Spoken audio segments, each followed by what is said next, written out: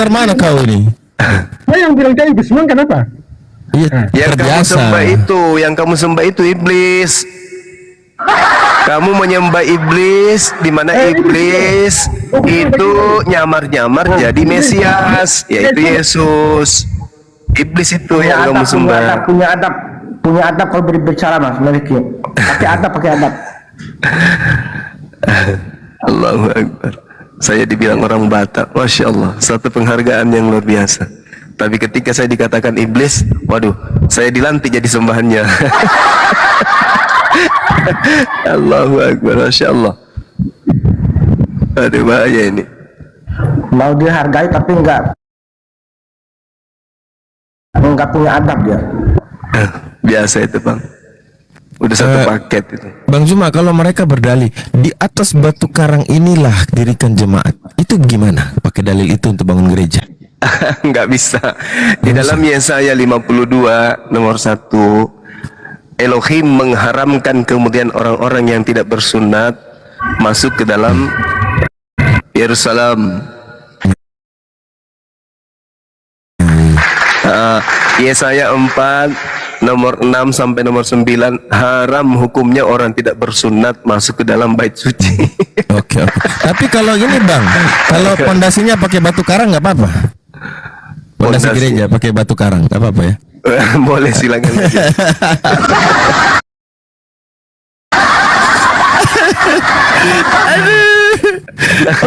Noten 100% pintar, 100% bodoh, sama dengan sama dengan apa? Sama dengan firman Yesus yang pertama. Bayi.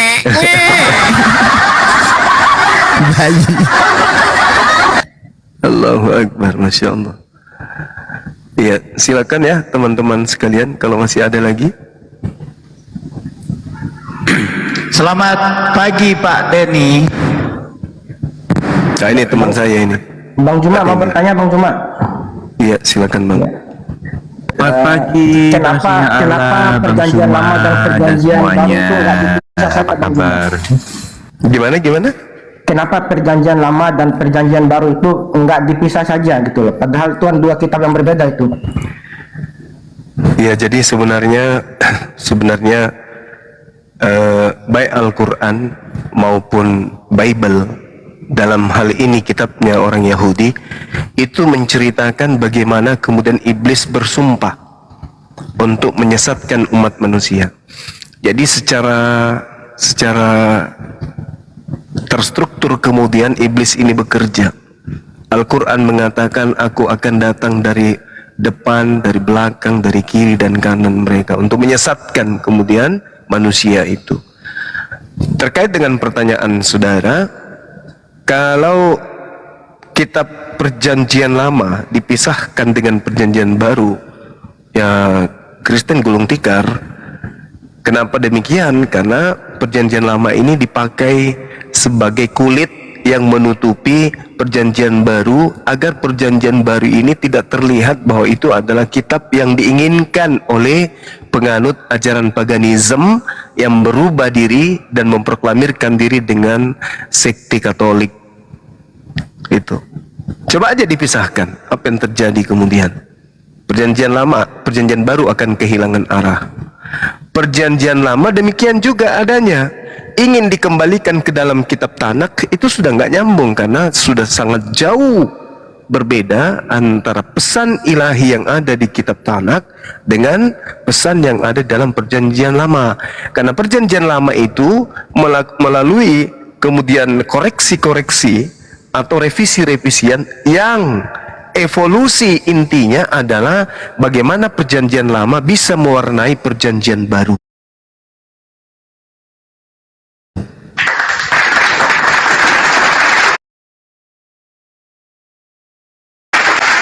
Jadi perjanjian lama ini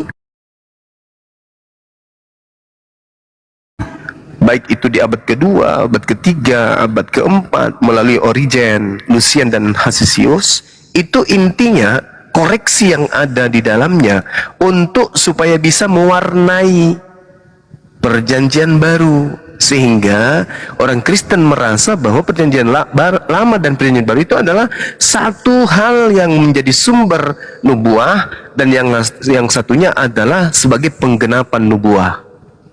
Maka mereka mengatakan ini adalah satu kitab, satu paket.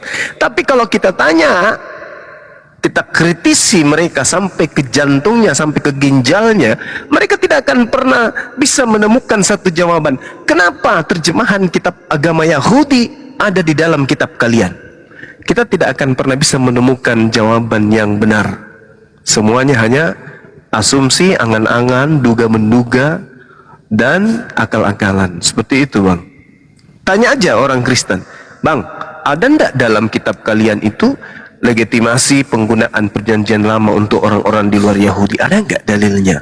Tidak akan ada, karena yang muncul di dalam kitabnya orang Yahudi memang itu adalah spesialis untuk Bani Yakub. Dalilnya Ulangan 33 nomor 4, Mazmur 147 nomor 1920 dan seterusnya. Banyak, Yeremia 31 nomor 31 sampai 33 sampai 36 malah. Itu semuanya untuk Bani Israel saja. Ulangan 6, Ulangan 4 untuk Bani Israel saja, bukan yang lain. Nah, kenapa itu ada? Untuk melegalkan ajaran Katolik, supaya dianggap sebagai ajaran yang bersumber dari nabi-nabi yang datang di tengah-tengah Bani Israel sebagai umat pilihan. Begitu, Bang. Terima kasih, Bang. Sama-sama. Ada yang mau bertanya lagi? Oten-oten di bawah, kalau mau bertanya ketik aja, nanti dijelaskan. Kalau mau naik, naik. Kalau mau bertanya di bawah aja, nggak apa-apa. Bang Joma, kalau PB jalan sendiri, kira-kira apa laku ya kalau tanpa PL sebagai bungkusnya? Nggak bisa. Saya sudah sering menyampaikan, baik itu di forum seperti ini maupun di kelas. Saya katakan bahwa ketika perjanjian baru dipisah dengan perjanjian lama, maka itu kehilangan arah. Itu yang pertama. Yang kedua, kalau perjanjian baru ini kemudian mau dipisahkan, dia harus menggunakan bahasa apa gitu loh, supaya kelihatan sesuai dengan nubuat. Nubuat siapa? Nubuatan Yesus. Akan muncul kemudian serigala nyamar domba. Nah, kalau mereka memisahkan kitab mereka dengan perjanjian lama, perjanjian baru ini kira-kira ditulis dalam bahasa apa coba? Malasa tuh ulu Bahasa Sayurni. Oh, mau dipakai bahasa apa? Bahasa Yunani. Maka kelihatan, oh, ini ternyata pure, sumbernya dari sini. Bahasa Ibrani, nggak mungkin. Kayak mana mau Ibrani kok di bahasa Ibrani tapi disampaikan kepada non Ibrani? Kayak mana ceritanya? Nggak nyambung.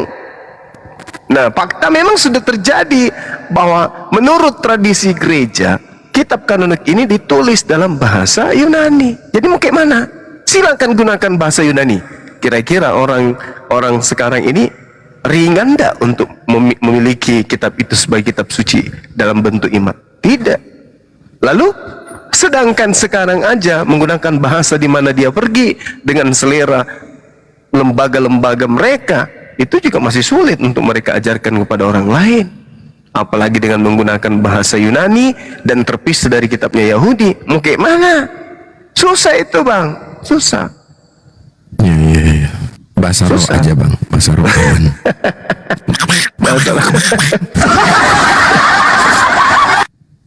Kayak mana coba? Gak bisa. Jadi teman Kristen ini harus berterima kasih kepada penerjemah. Karena dengan adanya penerjemah, maka bebas mau jadi Hindu, mau jadi Buddha, mau jadi Islam. Karena mayoritas di Nusantara ini Islam, maka kitabnya jadi ke-Islam-Islaman. Nah, itulah mereka diuntungkan dengan tidak adanya pola bahwa kitabnya itu ada jaminan. Berbeda dengan Al-Quran. Inna nahnu nazzalna dzikra wa inna lahu lahafizun. Ada jaminan. Nggak bisa tidak. Maka Al-Quran kemanapun pergi, tidak akan meninggalkan original teksnya. Itulah satu kebanggaan yang membuat pembenci Islam sakit hati. Begitu saudara-saudara ya sahabat. Yahweh diganti Allah itu. Yahweh mereka banyak, pokoknya hampir semuanya istilah yang prinsip di dalam imannya mereka, mereka sandingkan kemudian dengan yang prinsip dalam iman kita umat Islam ini. Bang Zuma, kemarin saya udah Siap. ajukan proposal ya, biar supaya dunia diskusi lintas agama ini minim, orang Kristen harus sepakat bahwa kalau kau mau kritisi Bible, mari kita diskusi dengan original text sebagaimana Islam. Maka saya yakin yang ikut diskusi ini sedikit. Iya. Kenapa? Karena semua berpatokan kepada original teks masing-masing, tapi karena Oten ini merasa cukup dengan apa yang ada pada mereka, sehingga ada misi baru. Misi barunya adalah mengkristenkan bahasa Indonesia. Itu misi baru mereka. Bahaya ini, bahaya. Banyak izin, banyak tadi banyak kan mengatakan Allah yang menurunkan Al-Quran, Allah sendiri yang menjaganya. Kalau di sebelah enggak, Paulus ondageng menulis Bible, Anda sendirilah yang membaca dan silahkan tafsirkan sendiri-sendiri gitu. Iya, itu betul, itu betul. Ketika kemudian umat Islam itu hadir mendudukkan perkara di dalam data atau dalih, ya, di dalam kitabnya mereka akan mengatakan, ya, baca satu perikop, kalian tidak mengerti karena tidak diberi Roh Kudus, harus percaya Yesus dulu baru bisa paham. Lalu otak ini mau dikemanakan? Sedangkan alat untuk mengetahui aspek benar tidaknya sesuatu itu adalah akal. Sama seperti Al-Quran. Al-Quran itu pakai akal, nggak boleh tidak. Maka dengan menggunakan akal, Al-Quran menyajikan disiplin-disiplin ilmu yang harus kemudian dipahami dengan akal, baru bisa sampai kepada poin kebenaran itu. Jadi kalau ada segala sesuatu, saya tegaskan, segala sesuatu yang irrasional dijadikan sebagai rasional, itu adalah satu kemustahilan. Contoh nih sederhana, telah lahir di kota Daud, Tuhan katanya. Dari kata lahir aja dengan Tuhan itu sudah tidak nyambung. Nah, kenapa bisa terjadi dan kenapa mereka bisa jadikan itu sebagai kepercayaan? Karena akal dimatikan. Akal dimatikan. Maka harus menerima.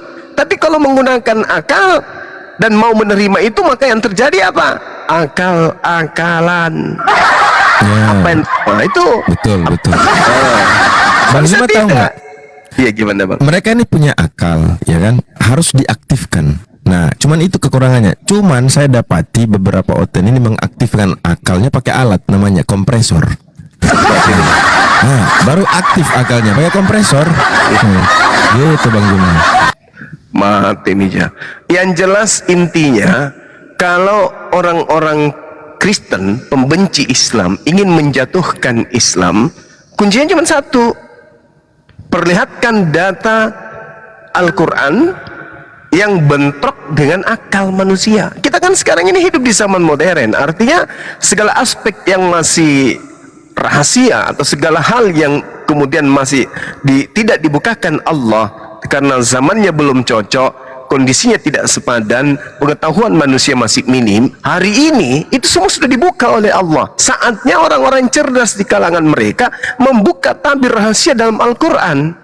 Silakan tunjukkan kesalahannya, sebagaimana kami menunjukkan irrasional yang ada di dalam Bible. Kan itu poinnya. Intinya di situ. Kita mengajak saudara-saudara Kristen, runtuhkan iman umat Islam itu sangat gampang. Apabila kalian bisa menemukan satu alat di dalam diri Anda berupa akal untuk menjatuhkan Al-Quran, bahwa ini tidak rasional, silakan tunjukkan itu. Ayat yang mana yang tidak rasional dalam Al-Quran, dan kami akan tunjukkan kemudian data-data yang irrasional di dalam kitab kalian. Itu jelas itu. Jadi susah. Saudara Kristen ini memang berat untuk menghadapi kebenaran. Makanya kita hadir sebagai apologet, ya, kita menjadikan diri kita ini seibarat seorang dokter yang ingin menyembuhkan pasien yang datang. Pasien yang datang ini ingin kita sembuhkan dengan cara apa ya? Mungkin dengan kompresor yang dimaksud oleh abang kita. Silakan aja gunakan itu. Iya, itu maksudnya. Harus pakai kompresor gitu. Dan tidak cukup kalau hanya dengan kompresor. Iya, tidak cocok, tidak cukup. Harus ditambah dengan satu kalkulator. Harus tambah kalkulator. Dan usahakan kalau ada yang bisa open kamera, silakan Anda tanya dengan menggunakan kalkulator. Perlihatkan situ 1 plus 1 plus 1 sama dengan berapa. Suruh dia jawab. Perhatikan supaya dia menatap kalkulator itu dengan seksama. Bisa enggak lisannya mengatakan 3? Kalau dia mengatakan 3, nah sekarang Yesus 1, Bapak 2, burung merpati 3 sama dengan 1. Nggak ada kalkulator yang bisa membenarkan itu. Sekarang yang rusak kalkulatornya atau otaknya? Nah, kita pasti mengatakan otaknya yang rusak. Itulah yang mau kita sembuhkan, gitu deh. Seperti itu abang-abangku, sahabat-sahabatku, adik-adik dan kanta-kanta yang ada. Tapi ini kan bukan keberapaan, tapi kebagaimanaan.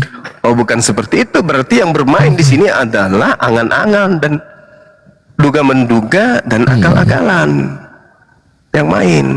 Keberapaan.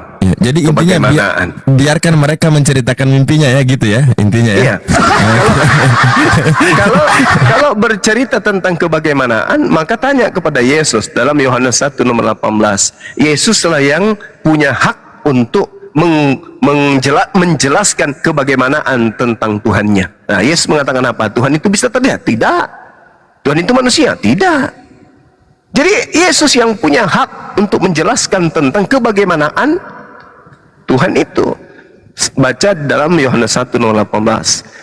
Yesuslah yang mengeksegesis, yang menjelaskan, yang mentafsirkan siapa yang mengutus dirinya. Dan intinya Yesus mengatakan bahwa hakikat yang mengutusnya itu bukan dirinya sendiri. Yohanes 8:42. Aku datang ke dunia ini bukan atas kehendakku. Berarti bukan dia yang menjadi manusia. Gugur Kolose 2 nomor 9. Gugur Filipi 2 nomor 6, nomor 7, nomor 8. Tapi apakah saudara Kristen bisa sampai ke sana? Lagi-lagi tidak. Kenapa? Karena di otak mereka tidak ada kompresor dan kalkulator. Bang, ada missing link dari cerita Bible ini yang saya penasaran sampai hari ini. Kan pada mulanya firman, pada akhirnya apa, Bang?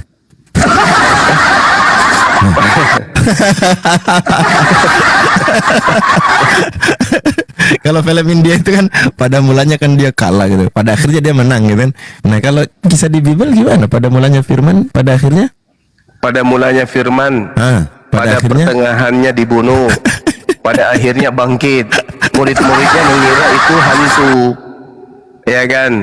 Pada akhirnya bangkit dari kematian. Yang bangkit dari kematian itu bukan Tuhan. Yang bangkit dari kematian itu hanya apa?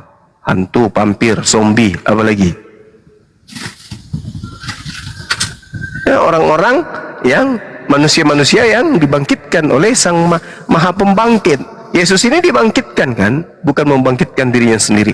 Bahkan kalau kita lihat di dalam ini ada dua rentetan yang berkesinambungan. Kalau kita melihat di dalam Yesaya 14 nomor 14, bahwasanya ternyata iblis itu dilemparkan sampai ke alam maut, turun ke bawah alam maut, ke alam kubur.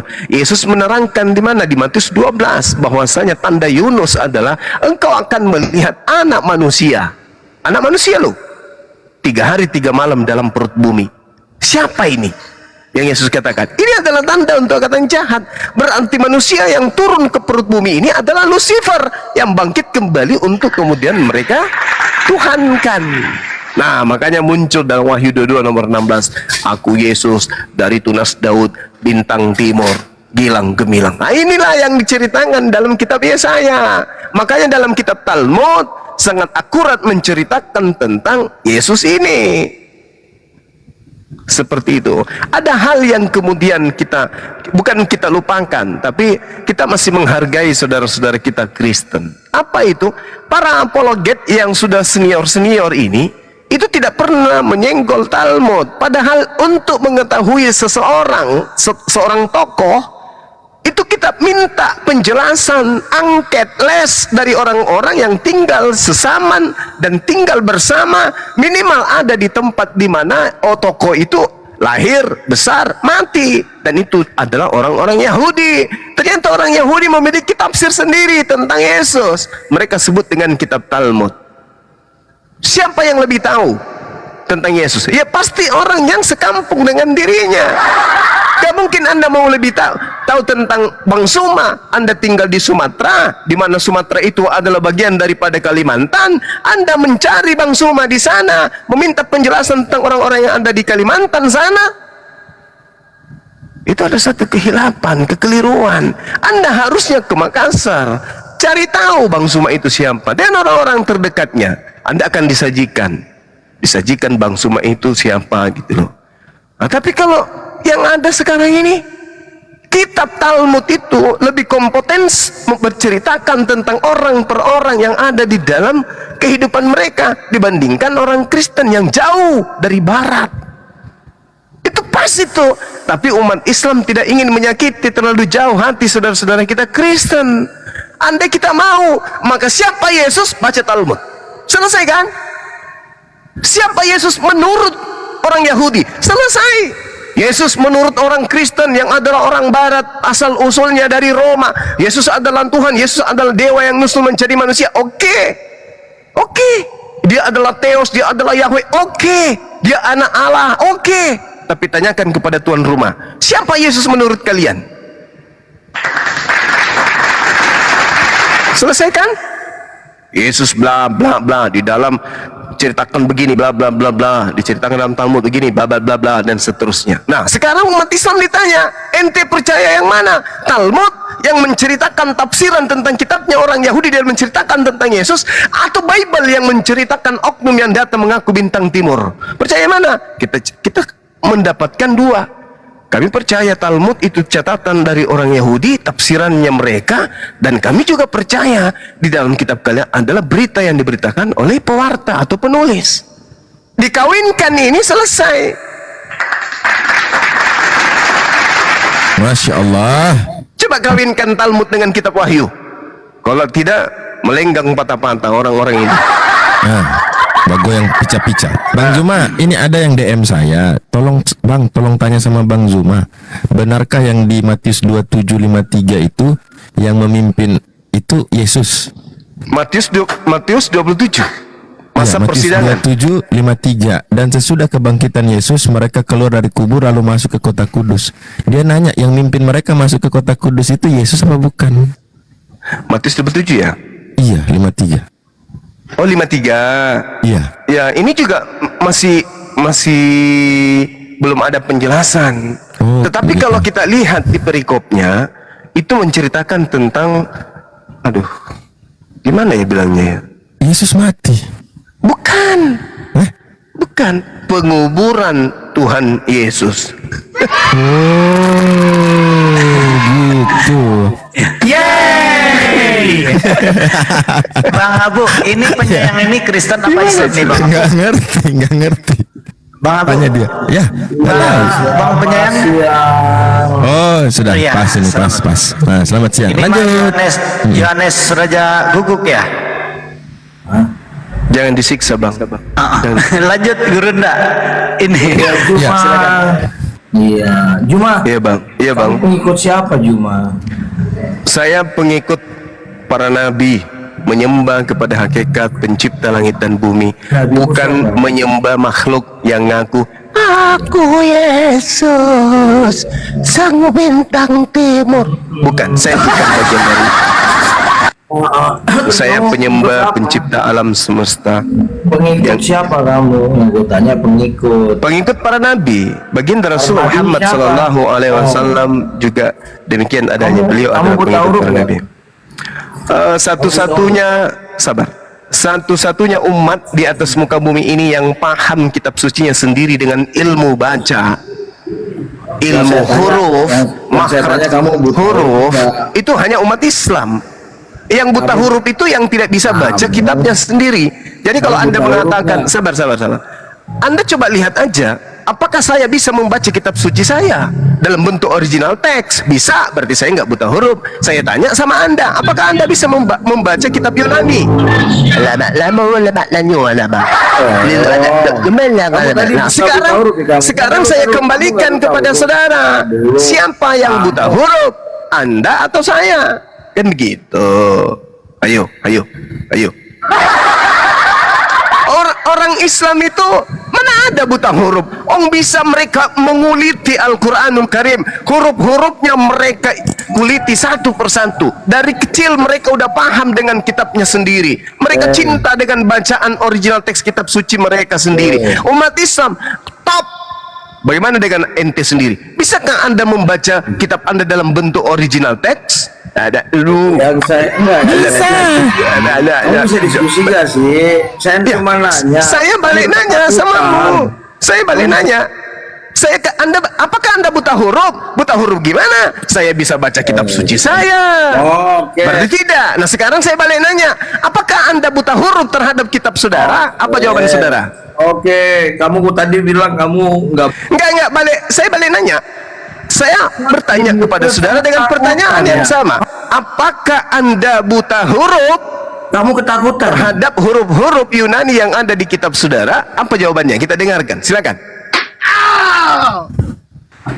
Kok susah banget sih? Fred, jawab pertanyaan, Fred. Jawab pertanyaannya. Malu dong.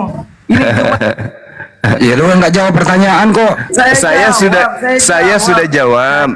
Saya bukan kategori orang yang buta huruf. Kenapa? berarti kamu bukan Karena saya bisa baca Quran. Rasulullah Muhammad sallallahu alaihi wasallam juga bisa baca Quran. Buta yang dimaksud di sini adalah huruf Ibrani, Aramaik, dan juga Yunani. Nah, sekarang pertanyaan saya balik. Apakah Anda tidak buta huruf Yunani, kitab saudara? Apa jawaban Anda? Kami mau dengarkan. Silakan. bisa nggak di mute? Bos. Ini Jadi jawab. Ya udah gue jawab tapi jangan di mute. Ya, apa pertanyaannya? Apa pertanyaannya? Al-Jum'ah 2 menyatakan ya. Tuh takut kalian diskusi. Al-Jum'ah 2 bilang ya, dia diutus untuk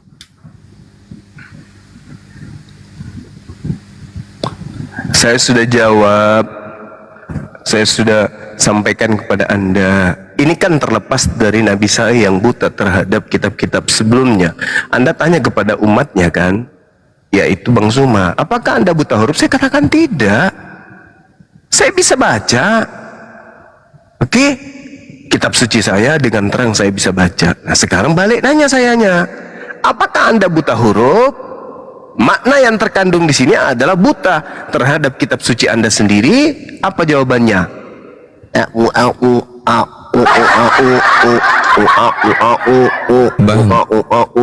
gimana? Harusnya mereka ikut Yesus belajar latihan alif bata.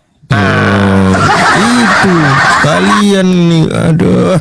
Yesus waktu belajar itu ya, A di bawah I gitu ya, A di atas A, ba di bawah B, ta di depan tuh. Ayo baca Yesus, oten botol gitu.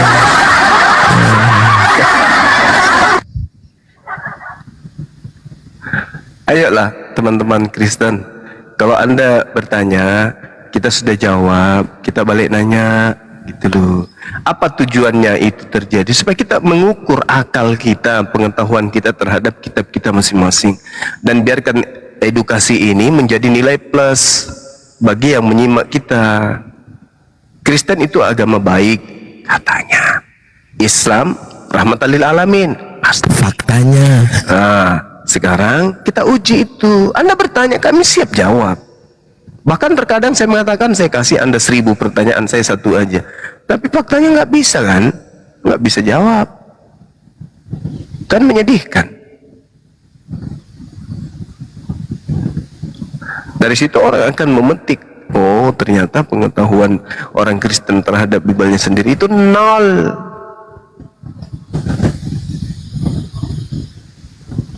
Ya kan? Damai sejahtera, Bang Juma. Oke, shalom.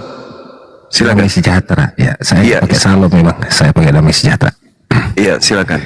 Bang Juma, Iya. saya setidaknya setuju Abang berkata bahwasannya oten-oten itu ya, Iya. mereka itu hanya menyembah bayangan dari cahaya itu, yaitu Lucifer itu. Iya. Mereka itu bukannya menyembah Tuhan, tapi menyembah bapak-bapak gereja mereka. Itu yang terjadi. Oke. Tapi Kalau boleh tahu abang dari sekte mana abangku ini?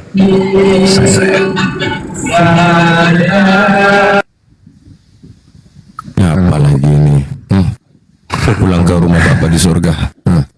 Abang dari sekte mana? Kalau soal sekte, saya nggak paham bang. Saya hanya dari pengajaran Yesus. Oh, siap. Jadi saya bukan penyembah tapi pengikut Yesusnya bang. Oke. Jadi sama seperti abang kayaknya paham sekali waktu mengatakan jangan jadi penyembah tapi jadi pengikutnya. Iya. Nah barusan saya mendengar ada statement abang juga yang barusan saya mau klarifikasi aja. Abang tadi mengatakan abang pengikut nabi-nabi sebelumnya. Iya. Begitu juga dengan Muhammad. Nah ini yang bikin menggelitik telinga saya bang. Iya. Setahu saya kan abang itu adalah mukmin. Iya. Yang diberikan sebagai status pengikut Muhammad. Kenapa abang berani bilang sama seperti Muhammad mengikuti nabi-nabi sebelumnya? Oke. Silakan bang. Baik. Jadi ketika berbicara mengenai baginda Rasulullah Muhammad sallallahu alaihi wasallam, dalam hal ini adalah pengajaran Islam. Kami umat Islam itu beriman kepada para nabi, di mana nabi yang diutus oleh Allah itu semuanya menyuarakan tauhid. Apa tauhid ini? La ilaha illallah.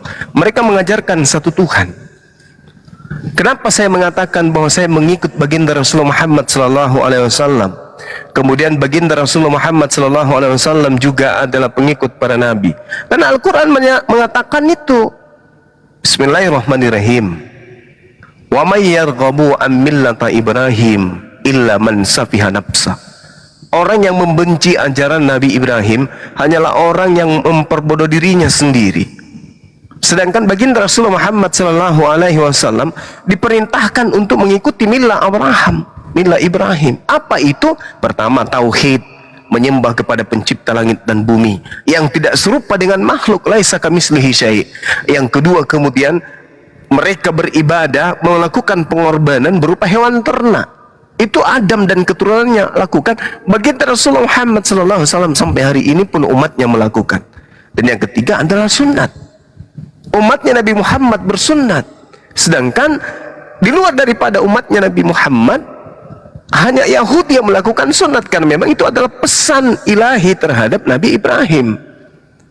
Nah, kemudian Nabi Ibrahim alaihissalam ini mengajarkan bagaimana mentauhidkan hakikat dari Tuhan pencipta langit dan bumi. Dalam Al-Quran dikatakan wa wasabiha Ibrahimu banihi wa Ya'qub ya bani innallaha astafa lakumuddin fala tamutunna illa wa antum muslimun. Ibrahim mewasiatkan, menasihatkan dan mewariskan ucapan tauhid. Wahai anak-anakku, sesungguhnya Allah telah memilih jalan ini untukmu, maka janganlah kamu mati kecuali dalam keadaan muslim. Islam itu adalah pokok hukum. Umat yang melakukan pokok hukum itu disebut muslim. Berarti Nabi Ibrahim mengajarkan keturunannya untuk menjadi seorang muslim. Am kuntum syuhada'a is hadara Ya'qub al-maut is qala li banihi ma ta'buduna min ba'di qalu na'budu ilahaka wa ilaha abaika Ibrahim wa Ismail wa Ishaq ilaha wahid wa nahnu lahu muslimun. Lagi-lagi mereka adalah seorang muslim. Umat Islam juga adalah seorang muslim. Mereka bukan Kristen, mereka bukan Hindu, mereka bukan Buddha, tapi mereka adalah seorang muslim. Ini kaidah hukum-hukum yang ada dalam Islam. Jadi kalau saya mengatakan saya pengikut Rasulullah dan Rasulullah juga adalah pengikut Nabi, nah itu fakta. Kita nggak bisa pungkiri. Seperti itu, Bang. Silakan. Assalamualaikum warahmatullahi wabarakatuh. Waalaikumsalam warahmatullahi wabarakatuh. Oke, sedikit lagi Bang Juma ya. Iya, silakan. Bang Juma, menurut saya abang harus sama dengan saya. Ya. Kenapa? Ketika abang mengatakan saya seorang mukmin, berarti saya adalah pengikut syariat dan manhaj dari Nabi Muhammad. Nah, Ya. ketika saya berkata saya pengikut Yesus, berarti saya juga melakukan teladan-teladan yang dilakukan oleh Yesus. Tapi di sini saya berani berkata, Bang Juma, saya bukan pengikut nabi-nabi sebelumnya. Sebab saya melihat sebenarnya, Bang, Allah Subhanahu wa Ta'ala itu dengan Yahweh yang disembah oleh Kristen itu adalah sama. Makanya saya tidak menempatkan diri saya di posisi itu, Abang. Makanya ketika Abang berkata perjanjian lama adalah kitab Yahudi, saya setuju, dan saya tidak belajar mengenal Tuhan dari kitab Yahudi.